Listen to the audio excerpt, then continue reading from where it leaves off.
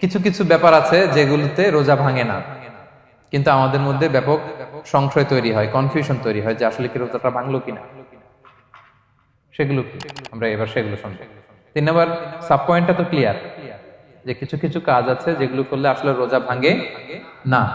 Things or actions that don't invalidate the fast, এটা আপনার রোজা ভাঙবে না। সেগুলো কি? এক নম্বর হচ্ছে ভুল করে যদি কেউ খায়, যেটা আমাদের আগের পয়েন্টে আমি ক্লিয়ার করে দিয়েছি, অথবা জোর করে যদি কাউকে খাওয়ানো হয় তার রোজা ভাঙবে না, এটা আপনারা ইতিমধ্যে জেনেছেন। একটা হাদিস শুনে সহিহ বুখারী, রাসূল সাল্লাল্লাহু আলাইহি ওয়াসাল্লাম বলেছেন, মান নাসিয়া ওয়া হুয়া সাইম ফাআকালা আও শারিবা, রোজা অবস্থায় কেউ যদি ভুল করে খেয়ে ফেলে, ফালিউতিম্মা সাওমা, সেজন্য তার রোজা পূর্ণ করে, তার রোজা ভেঙে গেছে মনে করে সেজন্য খাওয়া শুরু না করে, সেজন্য রোজা পূর্ণ করে। কারণ ফাইন্নামা আতআমাহুল্লাহু ওয়া সাফা, কারণ আল্লাহই তাকে খাইয়েছে, আল্লাহই তাকে পান করিয়েছে। কিন্তু ভুল করে খেয়ে ফেলছেন, এটা তো আপনার হাতে ছিল না। তাহলে ভুল করে খেলে তার রোজা ভাঙবে না, কাজা কাফারা কিছুই লাগবে না, জাস্ট ইউ কন্টিনিউ ইউর সিয়াম। ওকে। 2 নাম্বার হচ্ছে, এটা বিবাহিতদের জন্য, যেহেতু মোস্ট অফ দা অডিয়েন্স আর 18+, কোনো অসুবিধা নাই। আর ইসলামে কথাগুলো আসলে বাঁচতে হলে জানতে হবে। সেটা হচ্ছে, আমরা শুনেছি যে বিবাহিতরা ফিজিক্যাল ইন্টারকোর্স যদি করে, দেহ থেকে সিমেন আউট হলে রোজা ভেঙে যায়, কিন্তু স্বাভাবিক মেলামেশাতে রোজা ভাঙে না। কিস করা, হাগ করা হাজবেন্ড ওয়াইফের মধ্যে, এই যে সখ্যতা, এই ব্যাপারগুলো যদি দিনের বেলায় ঘটে, এতে রোজা ভাঙে না। ব্যাপারটা বুঝতে পেরেছেন না সবাই? একটা দলিল শোনেন।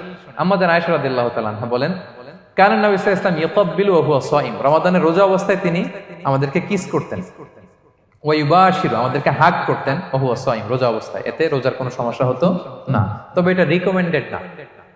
স্বামী স্ত্রীর একান্ত মেলামেশা দিনের বেলা রিকমেন্ডেড না, কারণ এটা থেকে সে সেক্সুয়ালি এক্সাইটমেন্টের দিকে চলে যেতে পারে, ফলে ভুল করে সে এমন কাজ করে ফেলতে পারে যেটাতে তার রোজাটাই ভেঙে যাবে। আর ইচ্ছা করে রোজা ভাঙলে কি করতে হয়? কাজাও কাফারাও, খবর আছে না? সেজন্য এটা খেয়াল রাখতে হবে। 3 নাম্বার, এটাকে আরবিতে বলে আল ইহতিলাম, ওয়েট ড্রিম, বাংলায় বলে স্বপ্ন দোষ। ঘুমের মধ্যে এমন কিছু দেখলেন, ফলে আপনার সিমেন আউট হলো, আপনার রোজা ভাঙবে না, কারণ এটা কি ইচ্ছা করে করছেন আপনি? এটা কার হাতে?